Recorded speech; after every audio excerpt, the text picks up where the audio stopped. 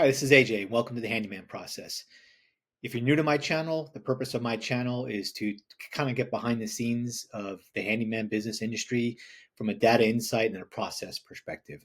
In today's video, we're going to be going over the latest survey that I created, the 2025 Handyman Survey. It's got 25 questions. I'm going to kind of go through the survey real quick and some of the results that we have so far, so stay tuned. All right, so what you're looking at here is the survey in all of its glory. I got kind of a little disclaimer of the purpose of this survey. And then what I've done is I've created 25 questions, and the questions are based off of feedback that I received from various handymen in different Facebook groups, as well as some questions that I kind of come up on my own. But what I'm trying to do is do a little bit of deeper dive into the handyman industry so that we have a better understanding of what people are doing out there, how well they're doing, things of that nature, some of the demographics associated with it. So I'll scroll through some of the questions really quickly just so you can get a gist of it. And don't worry, there'll be a link down below if you want to complete the survey. I encourage you to if you're in the handyman, if you own a handyman business, because the more responses we have, the better the overall picture will be. With that being said, I'm just getting basic stuff like what year was the business started, so you'd be able to come in here and select your answer. Actually, let me go into preview mode for you because this is what it'll look like on your end. You could do this on your phone or you can do it on a computer like I'm showing you here. But you'll go in there, what year did you establish your business? Go ahead and select that.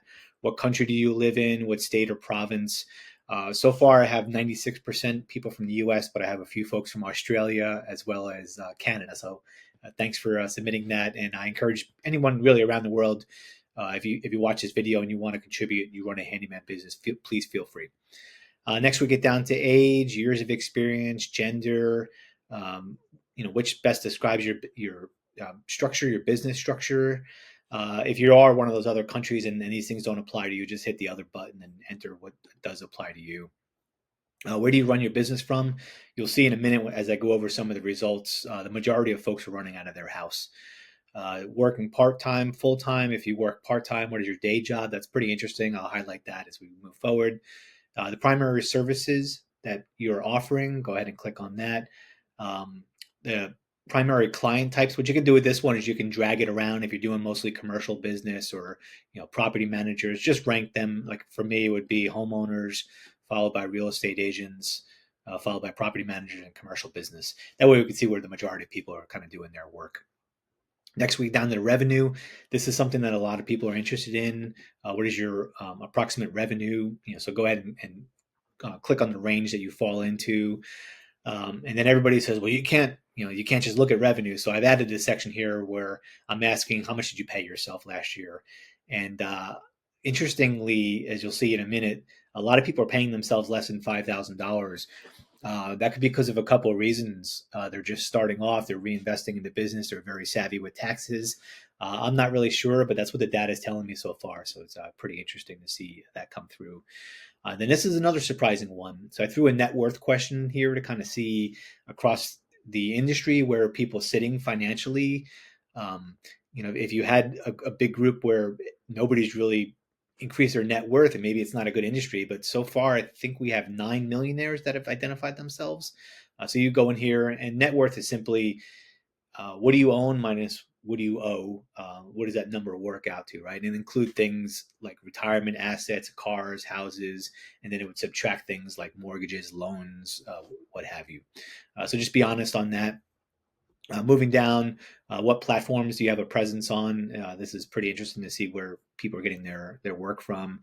Do you have a website? What are you paying a month for it? Do you have a CRM, a customer relations management system?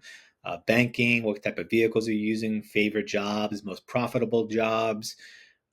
Anything else you want to put in there? And then finally, I'm planning to share this information on this YouTube channel, as well as I'm going to be posting it into the Facebook groups. But if people want me to email them the results afterwards, I'll go ahead and do that. I don't sell your emails or do any of that stuff.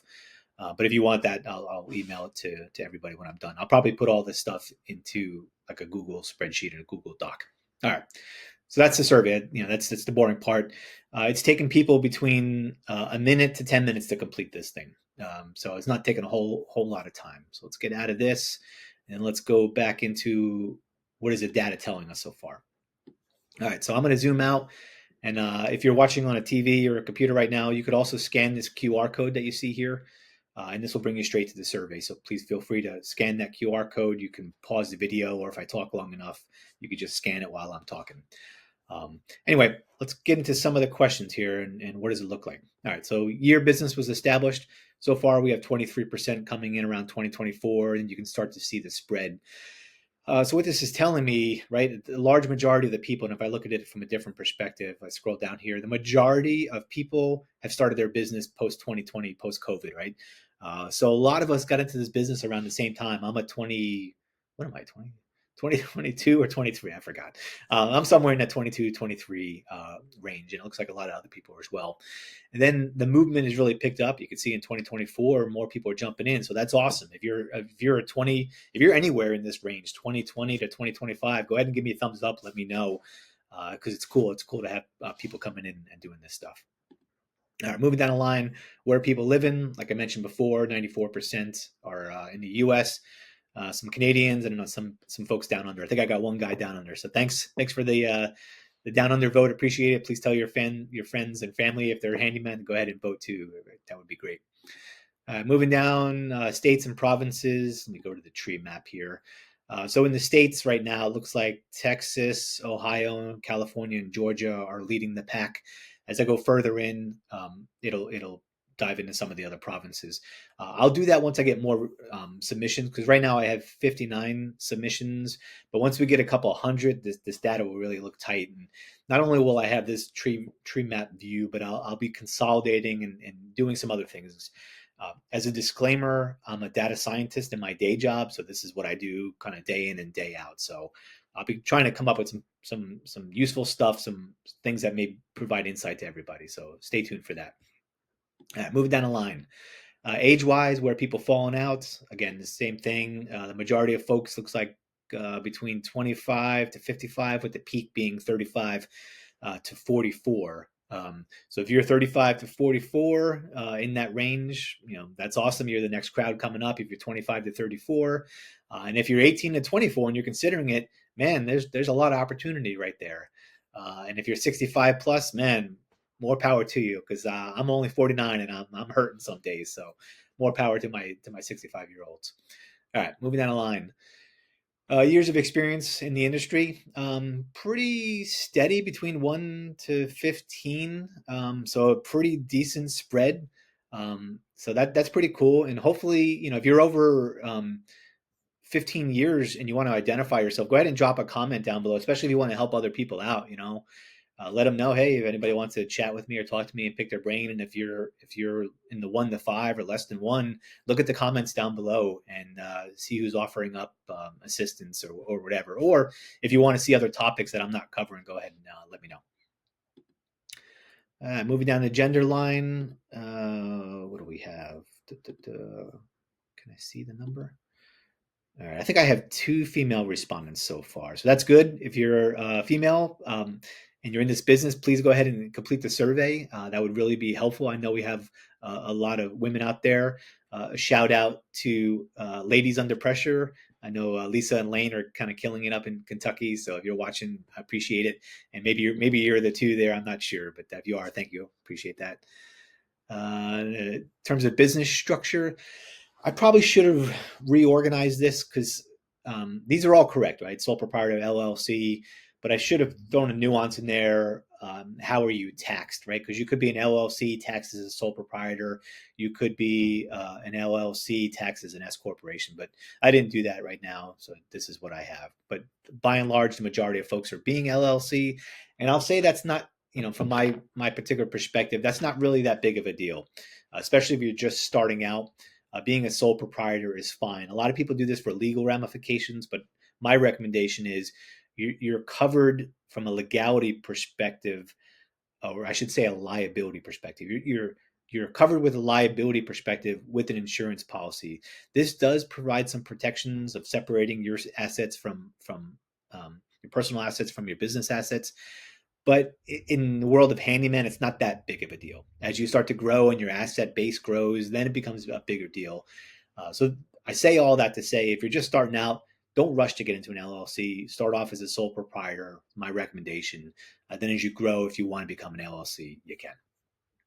Moving down the line, how many people in the business? 64% of the respondents said they had it's just themselves, which I'm in that boat as well. I have a couple kids that help me out sometimes, but by and large, I'm running this by myself. 91% are running it from home. Part-timers represent 20%, full-time 79%. This is the interesting part. If you're part-time, what is your day job? So we got a manager, retired, foundation repair, hotel manager, mechanic, home inspection, claims audit, not applicable, DOD, I'm guessing Department of Defense, insurance, automotive painter, no other job, but last few years have been slow, auto body, analyst. So that's pretty cool, right? If you're in one of these jobs, you're not alone, right? Especially if you're doing this part-time. So that's the reason I put that question in there, and I'm the analyst. I was the first one to answer the survey. Okay, primary services offered. It looks like majority of people are saying general home repair. This one, I allowed people to vote for multiple different options. So it looks like general home repair, carpentry seem to be the top ones, followed by drywall, painting, on down the line. In terms of where people are working, the majority of us are working directly for homeowners, followed by real estate agents down the line. So this is a good one, right? Approximate revenue. So again, let's see, which is a better way to look at it. Yeah, let's look at it this way. So in terms of revenue, we have about 58% are somewhere between the 50 to 250 range. So not bad, right? And as I do my analytics a little bit later on, I'm going to do the math, right? I'm going to say, well, how many people do they have, right? So I'll go back and I'll look at some of the other columns and I'll say, single owner businesses are doing this on average, 5 employee businesses are doing so on and so on. So these numbers will become a little bit more clear once I do that analysis down the line. Then in terms of how much are people paying themselves, this was a little bit of a surprise. You can see 18% are paying themselves less than $5,000. I think I'm in the 5 to 10 boat. My revenue numbers for last year somewhere in the 30s. I actually haven't done my year-end closeout yet, but it's somewhere in the 30s, I believe. And I'm somewhere probably like 5 to 6. Again, I use a lot of tax strategies, so take that for what it is. Leverage the tax system to the most of your ability would be my recommendation. But you can see, there's a few people. Let's see, we got 6% of respondents are paying themselves 100 to 120, 120 to 130. That's awesome, right? If you're out there, if you're down here, this is possible, right? And this is other handymen that are out there saying this is what I'm taking home, right? Could they be lying? Yeah, absolutely. Who knows for sure? But I think at least who I interact with on this YouTube channel and within the groups, I'm trusting these numbers, right? So I have confidence in these numbers. Okay, current net worth. This is another interesting one. So it looks like the peak there is 35% between 100 and 500. Again, I'll do the numbers later on to say, well, how old are these people, right? You'll probably find the older you are, that the higher your net worth is. That seems to go that way. But it also shows you that 15% of folks are over $1 million, over a net worth of $1 million. I happen to be one of those. I'm considering making a video on that. I didn't become a millionaire through handyman work. I'll put that disclaimer out there. I made it primarily through purchases of houses, a savings rates, 401k, and IRA. So the moral there is start investing as early as you can. If you're interested in me making a video on how I've become a millionaire prior to becoming 50, go ahead and let me know. Drop a comment down below. I have mixed feelings about making a video like that. I'm not sure if people want to hear about it or not. But my plan for that video would be to kind of walk through my salary earnings, like bring up my Social Security, how much did I make from the age of, I started working around 15 until now, and then how was I able to become a millionaire with that kind of salary? And you'll see some of it like, "When you didn't make anything." Like, yeah, well, you don't make anything and you save it and invest it, it grows over time. Moving down the line, where are people having their presence? You could see that. In terms of websites, this was an interesting one. How much are people spending on websites? I have a video that talks about how to make websites for free. Some people are like, oh, that's ridiculous. You got to pay somebody hundreds of dollars. You do not. If you absolutely don't know what you're doing, pay somebody to set up your website and then be done with it, right? Um, you're a handyman website, and I get a little bit on my soapbox here. The handyman website itself is basic, right? Nobody's picking you over somebody else because of your website, right? The important thing is that you have a website and it looks somewhat professional, right? So you're basically legitimizing yourself in the eyes of other people. And in terms of people finding that website, they're not searching handyman and your website pops up. What happens is when they search handyman, your local Google listings pops up and they go to your website 9 out of 10 times through Google, then it goes to your website. So the moral here is spend more time on your Google My Business presence, what shows up on maps. Make sure you're getting good reviews. Make sure you have SEO embedded within that, and then that will draw people to your website. And if you're just starting off, and you're paying this kind of money, if you are paying this kind of money, then it's probably coming with Google AdWords and other things that are going to drive people directly to you. Because just do it in wherever you are. Just go to Google, go to Bing or whatever, type in handyman. It'll say handyman near me. Click on that and see what happens. The sponsored results will show up, Google AdWords, and then as you start to scroll down, the maps will show up, and the organic results will show up there. That's where I rank number one there. I rank number one with a free website I pay less than $10 a month for. All right, I'm off my soapbox.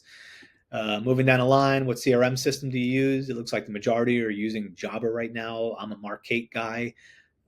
We have a couple of people using, let's see if it shows up in here.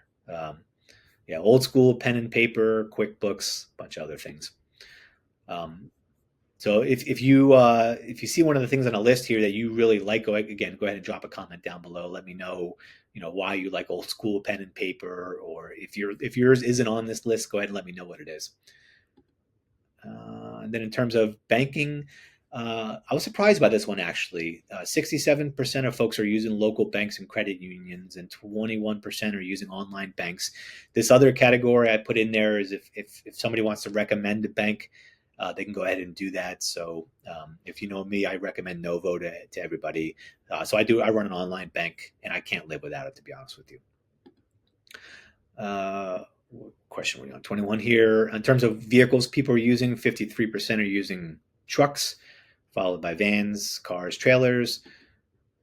Favorite jobs. So this is pretty interesting. This as this comes in, you start to see what people's favorite jobs are, and then more importantly, what people really want to know is what jobs do you make the most amount of money on. So as you start to go through here, I left this as open text right now, but once all the data comes in, I'll consolidate it so I can say, 20% are doing roofing, painting, so on and so on. So interesting input so far.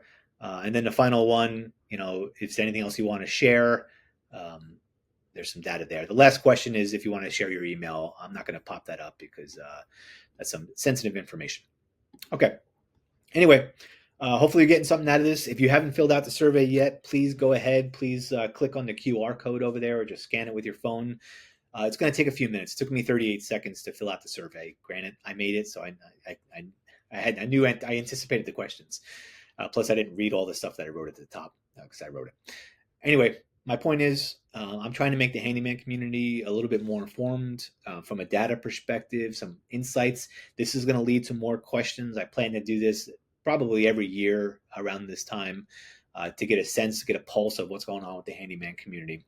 So in that open free form area where I ask if you want to add anything else, if you have questions or other things you want me to dig into, go ahead and drop them in there, and I'll make sure to add that to the next survey as we move forward. As always, I appreciate you taking the time to watch these videos. If you got anything out of this, go ahead and give me a thumbs up. Let me know that you liked it, share it, tell other people, especially if you know other handymen, because I'm trying to get as many as I can to fill out the survey. So if you can share it with other people or post a link to this video in one of your Facebook groups where you work with others so I can get some more input, that would be great. I appreciate it, and I will catch you on the next video.